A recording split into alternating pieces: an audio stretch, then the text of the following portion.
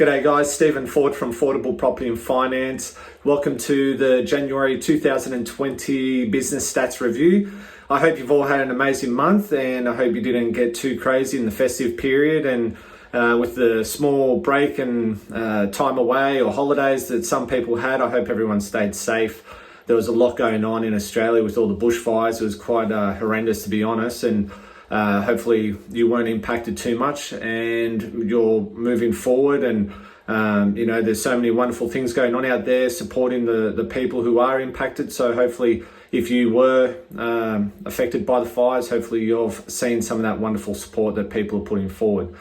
As far as business stats and business performance goes, for Affordable, we've had a fantastic month with the website traffic. It's been the highest website traffic we've seen to date at 170 visitors. Last month in December, it was a little bit lower, I think because of the break period, but it's really rebounded and jumped back.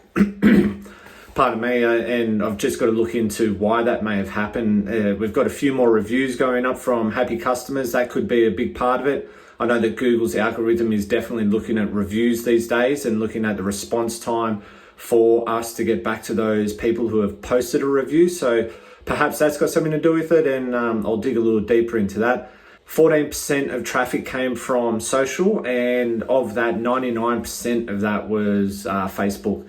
Only one click through from LinkedIn. So still trying to understand exactly what the best strategy is with the marketing. I believe Facebook is going to be the avenue, but I will test LinkedIn and see how that goes to see if we can increase the traffic from the campaign that I'm going to run. After that, I had the direct traffic, which was 30%. 53% was organic and 3% referral. I had a look at the referral sources and it wasn't anything really obvious, like from a backlink on another website's page or anything like that. It was just more so through like Yahoo Mail or something like that. Some of the other stats, I've had a small increase in followers for Instagram. Same with the Facebook profile. There's a couple more followers there. I had a really good post go up because there was a great story to share. That was 1.9% interest rate reduction across a client's portfolio. That generated a bucket load of interest. 342 people were reached with that post. So happy days. I've got another story to share similar to that from that client. He's passed that information on to a friend. That friend's contacted me and he's asked me to look at his interest rates and see if I can get a little bit of a discount for him, and I've managed to get over a 1% discount there as well. So hopefully I get a few more of those favorable posts and some extra followers. January was really quite busy, and moving into the later part of December, I was getting on a boat to do the Sydney to Hobart race, and I was still on the phone. As soon as I landed in Hobart, I was back on the phone. I was doing deals. I was putting applications through. And it was really hard because, everyone was on skeleton shifts. All the lenders, they had reduced staffing. Some of these applications are up to 4 weeks still going because there's just such a backlog. I think the bottleneck effect of all the applications going through and the banks slowing down, it's really had a big impact. So for me, it was great being so busy, but for the customer, the delays and the turnaround times were horrendous. St. George, they were at 17 days turnaround. They do have different hierarchy, I guess, as to where you sit depending on the volume you put through. Because I'm a new business and a startup, I'm down the bottom. I'm at the bottom of that ladder. So 17 days for me. I think even for the guys who are on what they call the flame, I think that was still quite a lengthy turnaround time.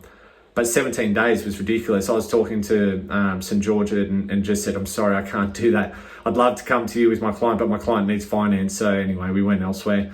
A couple of other things that have been going on. So there's 12 mil in the pipe at the moment. That's applications waiting to go in. I've had a lot of referrals, which is absolutely fantastic.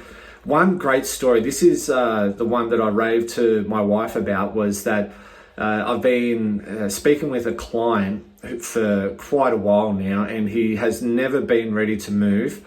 My personal opinion doesn't really matter, but if he had have moved earlier, I believe he would have the outcome that he was looking for when it was, 12 months ago. Anyway, I stayed in contact with him. This is the point of the story. I stayed in contact with him, and he has now referred me on to one of his mates, and I'm proceeding with an application for his mate. Fantastic result for his friend, absolutely, being that he's connected with me and I'm able to help him. That's the happy story. But I just like the piece where for so long I've stayed in contact with this client. I haven't given up on him in any way, shape or form. And then he's referred me to another customer, and either I've built that trust over time, over that 12-month period to demonstrate to him that I'm sticking around, that I'm here for the long haul. I've not received anything from him, no income, no commission from the bank for an application that's been submitted, because there has been none.